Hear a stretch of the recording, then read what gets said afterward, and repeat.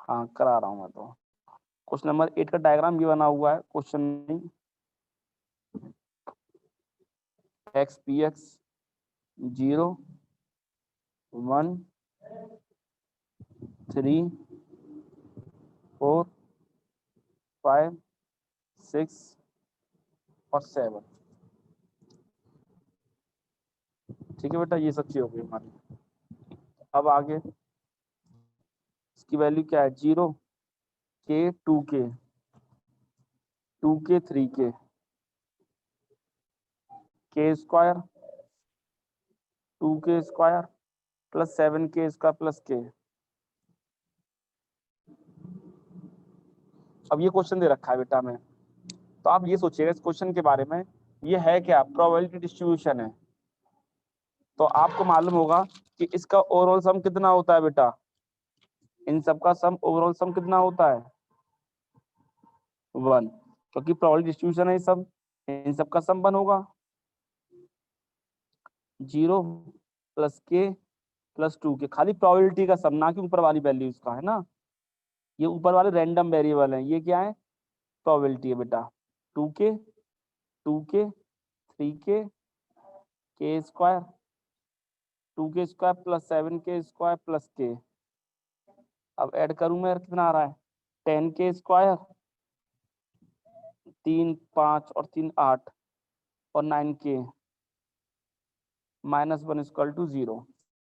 ये पूरा सॉल्व हो गया हमारा, है ना। अब क्या करना चाहिए, मल्टीप्लाई करने कितना चाहिए हमें -10 और सब्ट्रैक्शन पर 9। ऐसी दो वैल्यू सोचनी है, इनको मल्टीप्लाई करूँ तो -10 आए, सब्ट्रैक्ट करूँ तो 9 आए। क्या होगा बेटा, 10 के स्क्वायर प्लस का 10 के -1 इक्वल टू 0। ये तो फैक्टर हो गए थे इसके। तो बेटा हमने 10 के कॉमन ले लिया, के प्लस 1 कॉमन ले लिया, के प्लस 1।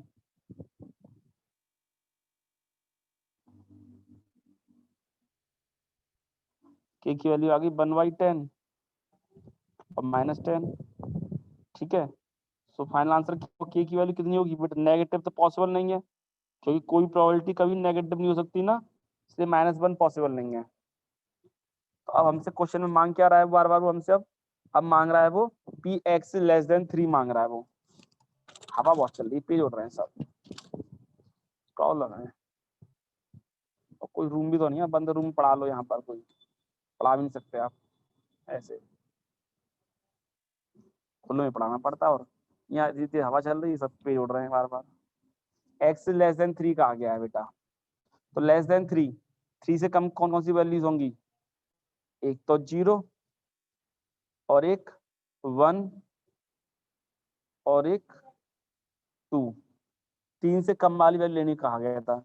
0 पे वैल्यू कौन सी है हमारी, 0 प्लस के, और 2 पे वैल्यू क्या होगी शायद 2 की वैल्यू शायद। हाँ समझ में आ गया बेटा। आप यकीन नहीं मानोगे, ये वाला जो क्वेश्चन था ना सिंपल सा, ये क्वेश्चन 6 मार्क्स में आया था 2016-17 के लगभग। बहुत ही सिंपल पेपर बना दिया ये वाला, कि भैया इसमें 6 मार्क्स तक था ही नहीं कुछ भी, सबका सम बन रखो और अलग अलग के की वैल्यू निकाल के थर्ड फोर्थ पार्ट सॉल्व कर दो बस।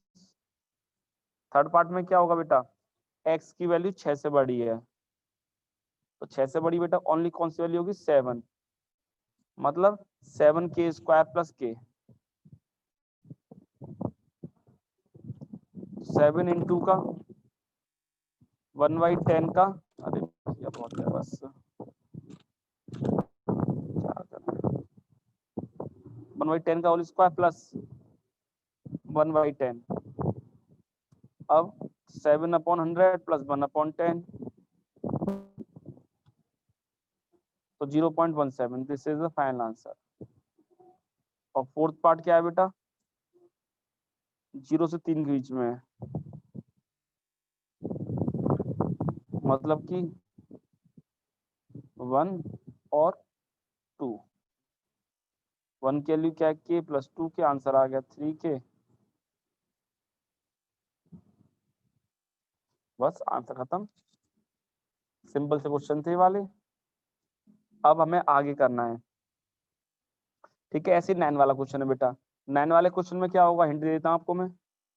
इसमें सबका सम, ओवरऑल सम कितना होगा बेटा, 1 होगा, फिक्स है ये भी। k plus 2k plus 3k plus 0 equal to 1। k की वैल्यू आ जाएगी 1/6। लेस देन 2 मतलब 0 और 1 ऐड होंगे। लेस देन इक्वल टू मतलब 0 1 2 तीनों ऐड होंगे। और ग्रेटर देन इक्वल टू 2 मतलब 2 और अदरवाइज। समझे आप? तो हमें सब कुछ लेकर के वैल्यू सॉल्व कर देना, बस खत्म।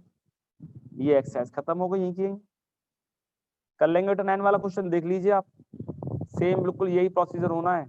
सबका ओवरऑल सम बन रख देना है, के की वैल्यू आ जाएगी, रख करके जो जरूरत है उस हिसाब से वैल्यू हम अलग अलग निकाल लेंगे। ठीक है, चलिए अब आगे। अब ये 0.5 तो कटी गई है पूरी, तो अब हमारे सामने आ रही है मिसलेनियस। मिसलेनियस से क्या करना है अब हमें? अरे यार बहुत तेज चल रही है यहाँ पर, तो यार आंधी सी आ रही है, पेज ही पेज उड़ रहा है सब। चलिए पहला क्वेश्चन पढ़ रहा हूँ, बता दिए, कोई क्लियर तो है ना सबको? वो बैच डिपेंड करेगा बेटा, बाद में आप ऑफलाइन बात कर लेना आप सब। संडे को कैसे पढ़ाऊंगा मैं? संडे को भी दशहरा वगैरह काम होगा घर पे, बहुत सारा नौमी दशहरा सोच रहा हूँ मैं इस बार सैटरडे संडे छुट्टी रख लेंगे आपकी हम। घर पे बहुत सारा काम हो जाता है तो पढ़ा लेता हूँ मैं। मेरा विचार तो ये कैसे कर जल्दी जल्दी कोर्स खत्म हो जाए आपका बस। अब तो भैया मैं भी अब परेशान से ही हो गया, बस खाली 2 चैप्टर रह गए हैं, कैसे रीड होंगे भगवान ही जाने। तो अब तो स्कूल में प्रिंसिपल सब कहने लग गए हैं यहाँ पर भी कि भाई कैसे पढ़ाते, क्यों पढ़ाते क्यों। ठीक है भैया पढ़ा रहे हैं। चलिए पहला क्वेश्चन समझते हैं अब हम। हाँ मिसलेनियस के क्वेश्चन जो कटे हुए हैं बेटा हमने कल बता दिए थे, 4 5 6 7 9 10 11 ये क्वेश्चन कट गए थे, हम क्वेश्चन 1 से स्टार्ट कर रहे हैं अब हम। तो A and B are two events such that probability of B upon B given A निकलवा रहा है वो हमसे, भगवान जाने क्या होगा भैया। 2 चैप्टर रह गए आपके, 10 और 11 चैप्टर रह गए अब आपके बस। मेरे अकॉर्डिंग सिलेबस पूरा कंप्लीट कर ही दिया आपने। अब 2 चैप्टर जाने मैं करा पाऊंगा नहीं करा मुझे नहीं पता अभी। क्वालिटी पूरी करा दे रहा हूँ जल्दी जल्दी आपकी कैसे भी करके, फिर मुझे नहीं पता भाई कैसे होगा।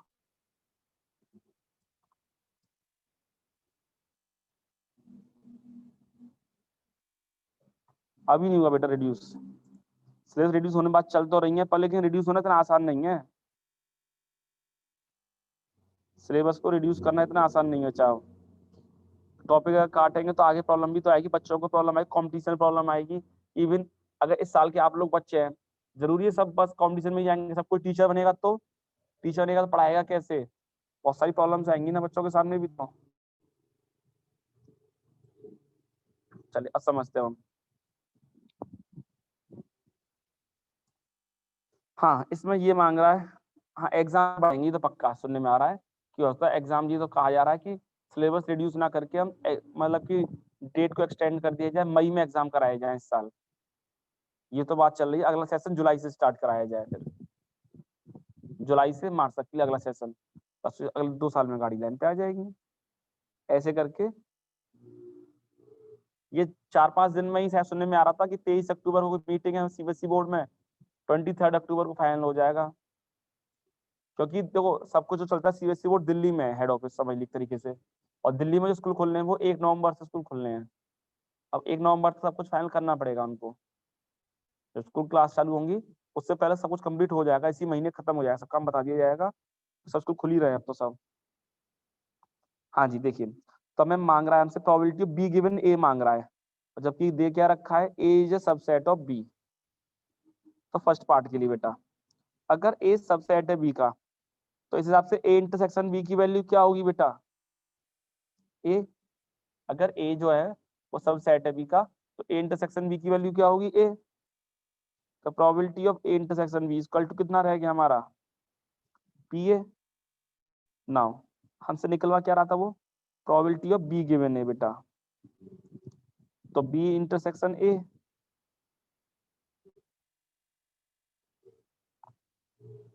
P A upon P A value के आंसर आ गया बन। समझ में आया नहीं आया? हमसे क्या मांग रहा था बेटा? बी गिवन ए मांग रहा है वो, और हमें दे क्या रखा है? A is a subset of B दे रखा है। अगर ए सबसेट है बी का तो A intersection B equal to A हो गया था, तो वैल्यू लगा दी probability of A intersection B equal to कितना हो गया पी ए, तो हमने लगा दिया P A upon P A, cut के आंसर बना गया बस। ऐसी सेकंड पार्ट में क्या होगा बेटा, अगर A intersection B equal to five है, मतलब म्यूचुअली एक्सक्लूसिव है दोनों, तो probability of A intersection B कितना होगा, 0। नाउ प्रोबेबिलिटी ऑफ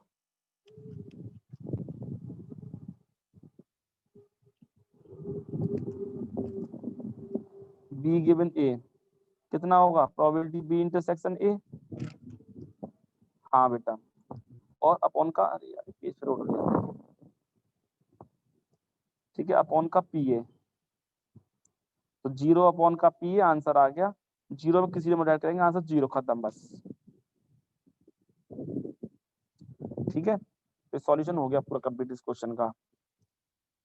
समझ में आ गया सबको। हमें क्या क्या दे रखा था बेटा, बी गिवन ए मांगा गया था। आप लोग ये सोचा करो ना, बी गिवन ए का मतलब फॉर्मूला क्या होगा इसका, बी इंटरसेक्शन ए अपॉन ए, बस। तो हमें बी इंटरसेक्शन ए की वैल्यू दे रखी थी पी ए पहले पार्ट में, तो कट के आंसर बना गया। दूसरे पार्ट में बी इंटरसेक्शन ए की वैल्यू 0 दे रखी है, probability of B intersection A, 0 लगा दी, आंसर 0 हो गया बस। चलिए क्वेश्चन नंबर 2 अब क्या कह रहा है, एक कपल हैज 2 चिल्ड्रन,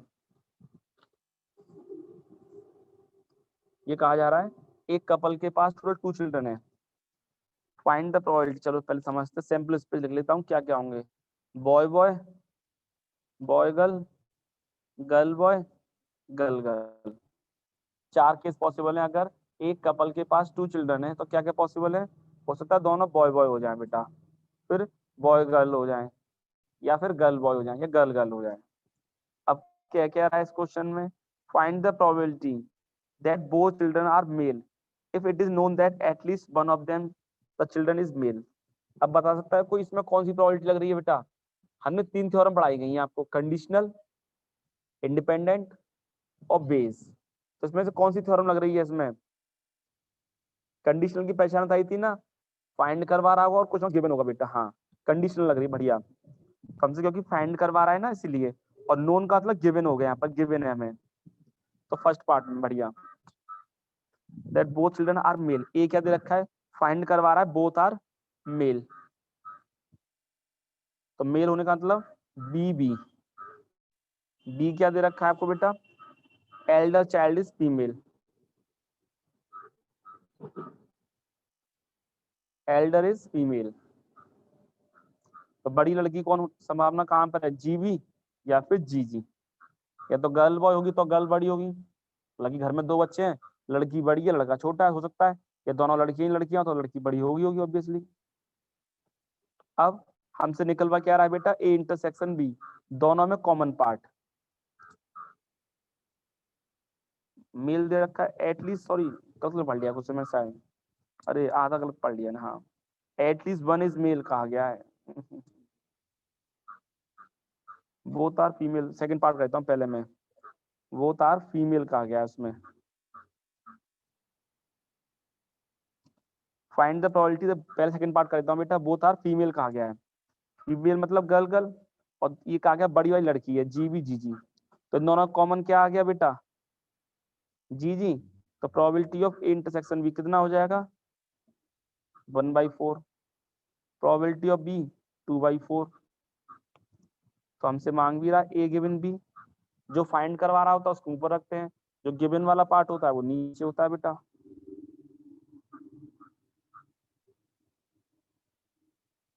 तो 1/4।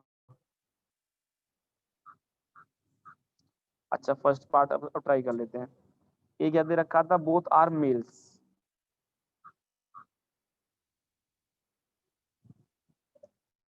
मतलब बीबी, बी क्या कहा गया है, एटलीस्ट वन इज मेल,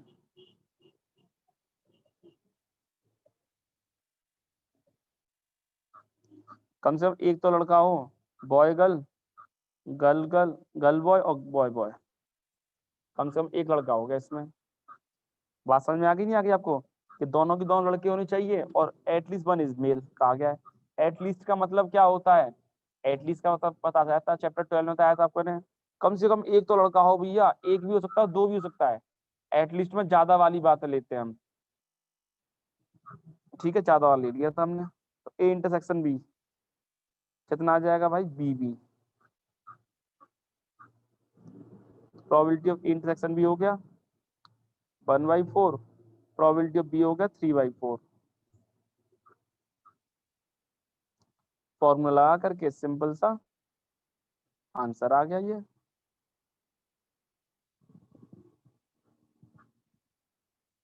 एक बार सुनाया था हमने, क्या किया बेटा, सैंपल स्पेस था, boy boy boy girl girl boy, सब चीज दे रखी थी।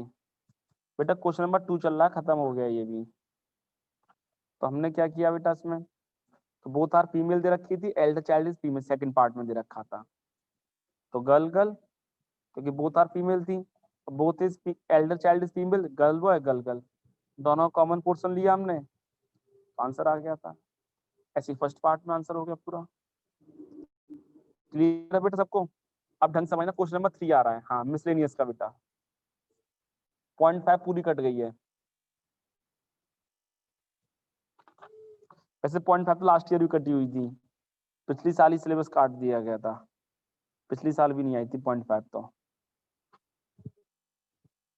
हाँ जी, क्वेश्चन नंबर 3 में क्या करना है हमें, suppose that 5% of man and 0.25% of women have grey hair, मतलब कि 5% आदमियों के ग्रे हेयर होते हैं और 0.25% वुमेन के ग्रे हेयर होते हैं। A person is selected randomly, what is the probability that of this person being male, assume that there are equal number male and female. ये कहा गया है, मतलब हमसे ये कह रहा है भैया, पॉपुलेशन है उसमें इक्वल नंबर के,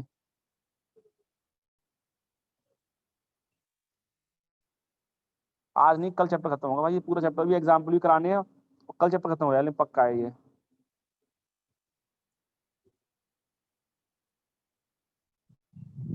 मेल और फीमेल, मेल और फीमेल मतलब दो तरह के लोग हैं पॉपुलेशन में। तो ये दे रखा है बेटा, इक्वल इक्वल नंबर के दे रखे हैं हमें,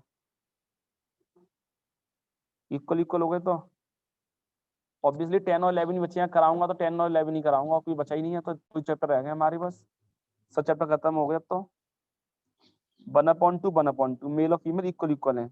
अब इनमें क्या है, इनके ग्रे हेयर,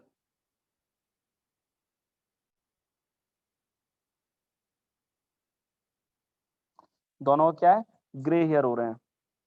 तो बेटा ग्रे हेयर कितने हैं मेल्स के, 5%, फीमेल के 0.25%। अब यही पूछ रहा है उसको समझे आप? तो बेस और में क्या दे रखा है, इक्वल नंबर ऑफ मेल और फीमेल इक्वल इक्वल दे रखे हैं। इसमें 5% आदमियों के ग्रे हेयर है और फीमेल के 0.25% के हैं, बस। अब हमसे मांग रहा है वो कि मेल होने प्रोबेबिलिटी क्या है, ग्रे हेयर है, अब वो मेल हो उसकी क्या प्रोबेबिलिटी है। तो मैं तरीके से आज कहूँ, E1 मतलब मेल, E2 मतलब फीमेल। तो प्रोबेबिलिटी ऑफ E1 बेटा और प्रोबेबिलिटी E2, तो उनकी प्रोबेबिलिटी क्या होगी, 1/2 1/2। लेट ए बी ग्रे हेयर, ये का मतलब क्या होता है, ग्रे हेयर को कहते हैं। Probability of A given E1 कितना होगा, ए गिवन E1 मतलब कि ग्रे हेयर गिवन क्या है, मेल, मेल ग्रे हेयर कितने होते हैं,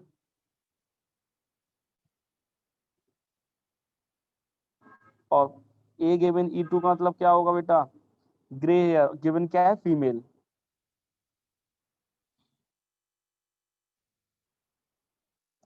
0.25/100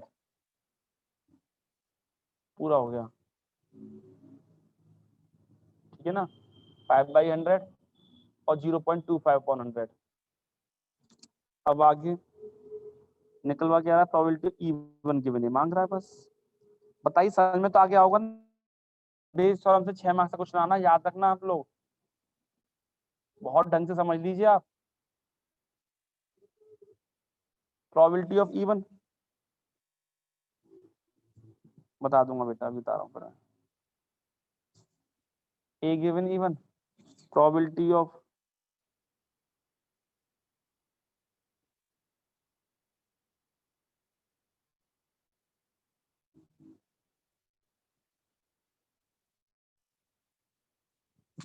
देखिए इस क्वेश्चन में ये था बेटा कि टोटल पॉपुलेशन में 5% आदमियों के ग्रे हेयर है, 0.25% फीमेल के ग्रे हेयर है। आधे आधे क्या है, मेल और फीमेल जस्ट आधे आधे हैं, इक्वल इक्वल है। तो बस अब पूछा ग्रे हेयर के मेल होने प्रोबेबिलिटी क्या है, ऑब्वियसली बेस टर्म लगनी थी, लगा दी हमने बेटा, मेल और फीमेल आधे आधे, ग्रे हेयर, डायग्राम बन गया बस। तो अब लगा दीजिए इवन के बिना, वैल्यू लग देनी है 1/2।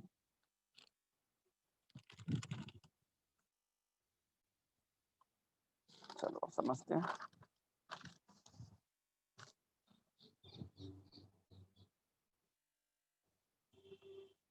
हाँ देखिएगा इसमें क्या होगा बेटा, अब आगे प्रोबेबिलिटी ऑफ इवन क्या था 1/2, ग्रे हेयर क्या था 5/100, 1/2 इंटू 5/100 इंटू 0.25/100, बस 2 और 100 कट गया, 20/21, आंसर खत्म। समझ में आ गया बेटा, मतलब कि ग्रे हेयर और मेल हो उसकी प्रोबेबिलिटी क्या है 20/21। अब अगला क्वेश्चन, अगला क्वेश्चन क्या है हमारा, क्वेश्चन नंबर 3 तो हो गया हमारा पूरा बेटा, समझ में आ गया ना सबको। ठीक है चलिए क्वेश्चन नंबर 8 समझते हैं फिर हम। आप लोग नहीं बोलोगे तो मैं ये मान लेता हूँ समझ में आ गया होगा, फिर इसलिए नहीं बोल रहे हैं आप लोग। तो मैं क्वेश्चन नंबर 8 कर रहा हूँ बेटा, फिर मैं अब क्वेश्चन नंबर 8 तो आपने पढ़ा हुआ है पहले से भी, क्लास 10 का क्वेश्चन है वैसे तो ये। In if a leap year is selected at random, randomly select किया जाता है बेटा, what is the chance that it will contains 53 Tuesday, 53 Tuesday होने की क्या प्रोबेबिलिटी है।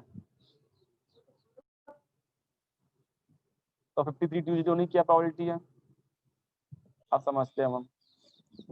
तो बेटा एक लीप ईयर में कितने दिन होते हैं बताओ, 366 डेज होते हैं। अब 53 ट्यूसडे चाहिए, अच्छा बता सकते हो ट्यूसडे कब रिपीट होता है, आज अगर सपोज करो आज ट्यूसडे हैवी ट्यूसडे सही बात है, तो अगला ट्यूसडे कब आएगा, कितने दिनों बाद आएगा, करेक्ट 7 डेज बाद आएगा, सही बात है आपकी। तो हमने 7 का डिवाइड कर देंगे 366 में बेटा, कितनी बार गया 2 रिमाइंडर रह गया। अच्छा आज बुधवार मान लो, हाँ वेडनेसडे ही मान लो, मैं तो सपोज करने को कहा था ट्यूसडे, चेक कर रहा था आप लोग हमारे ध्यान है ध्यान है।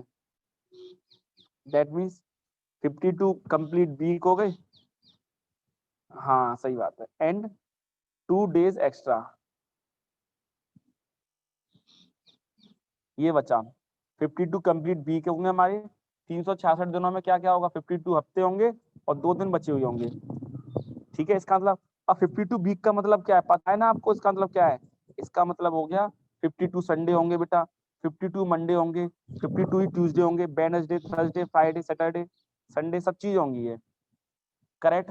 हर चीज क्या होगी, सातों दिन कितने हो गए यहाँ पर, ये 52 तो हो चुके हैं, लगभग 8-9 नंबर का चैप्टर है बेटा ये 9-10 नंबर का चैप्टर है।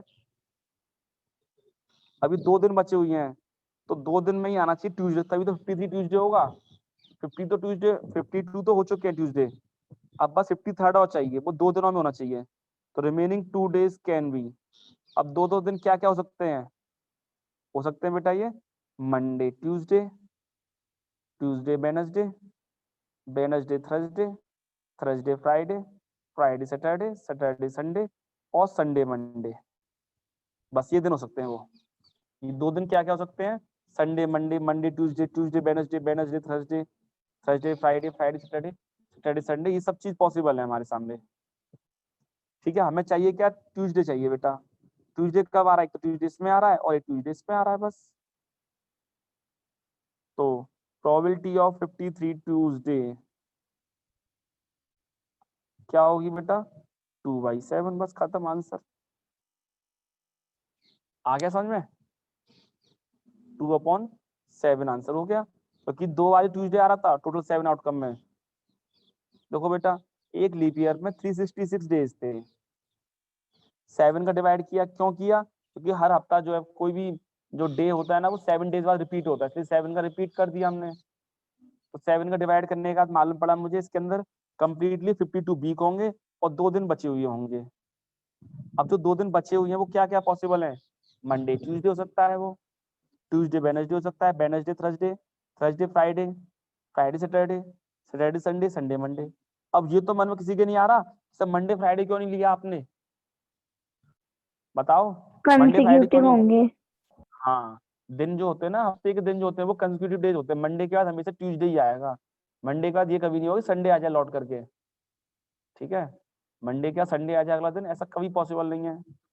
वो बात दूसरी है कि हाँ छुट्टियां बहुत लंबी हो जाए कि होली का सीधी दिवाली पे स्कूल खुले, छुट्टियां तो हो सकती हैं।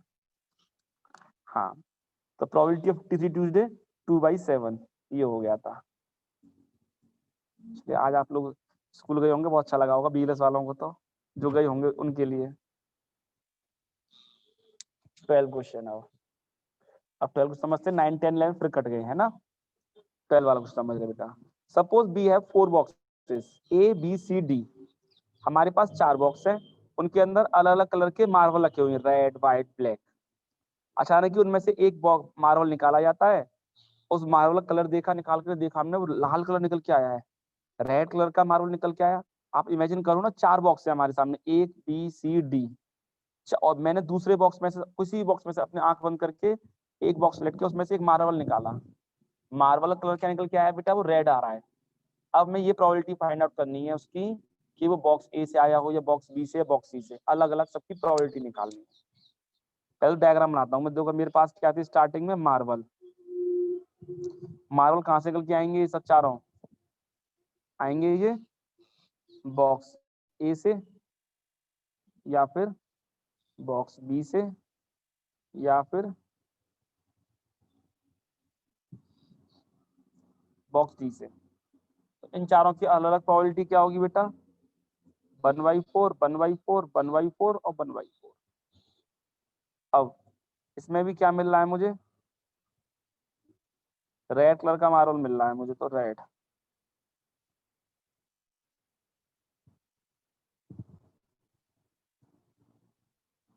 तो बॉक्स ए में रेड मार्बल निकलने की प्रोबेबिलिटी क्या है बेटा, बॉक्स ए में से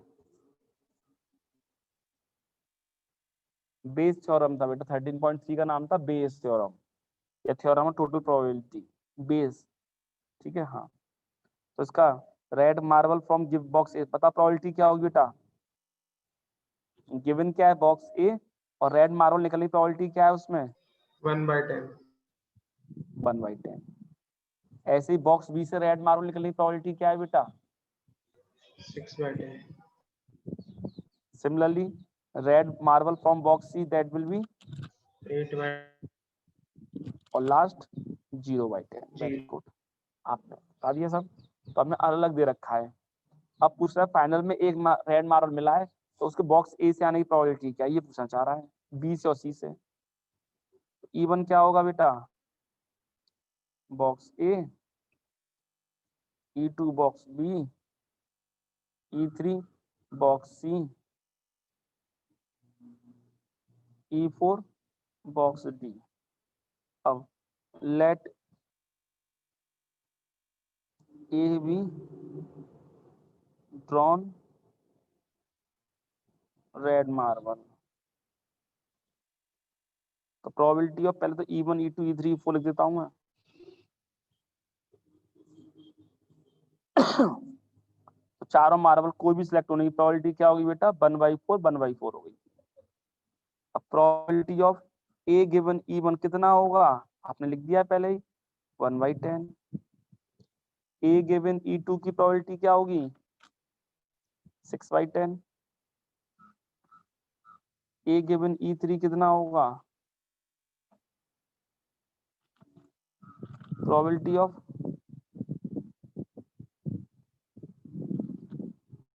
ए गिवन E4 इक्वल टू क्या होगा, 0/10। बस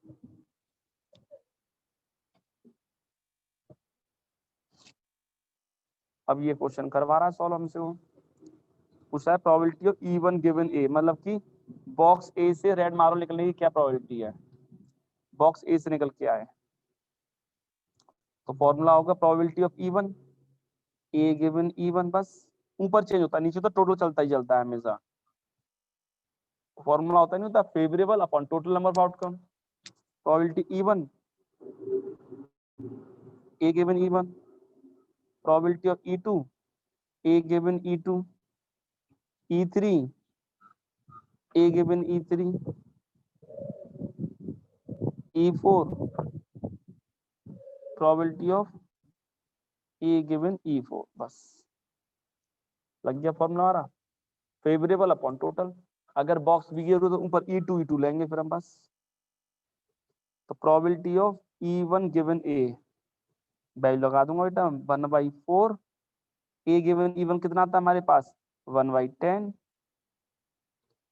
1/4 इंटू 1/10, 1/4 इंटू का 6/10, 1/4 इंटू का सबकी वैल्यू लगा दी बेटा हमने अलग अलग जो वैल्यू दे रखी है हमें, इंटू का 0/10 बस।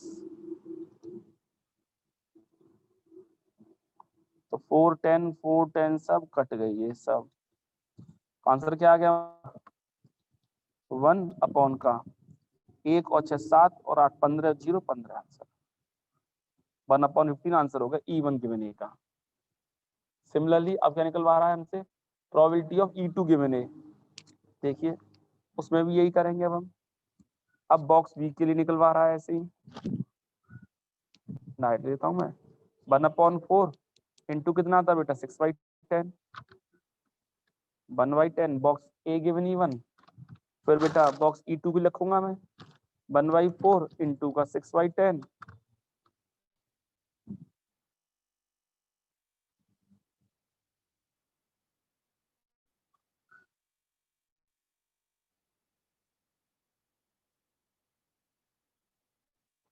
सिक्स अपॉन 15 आंसर आ गया।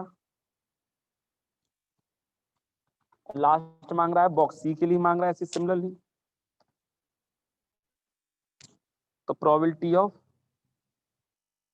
1/4 अब 8/10 ले लूंगा क्योंकि लास्ट में तो भैया E3 की बनेगी 8/10 था, पहले लग देंगे सब नीचे। बेस हो गया कहते हैं थ्योरम ऑफ टोटल प्रोबेबिलिटी भी कह सकते हैं इसको।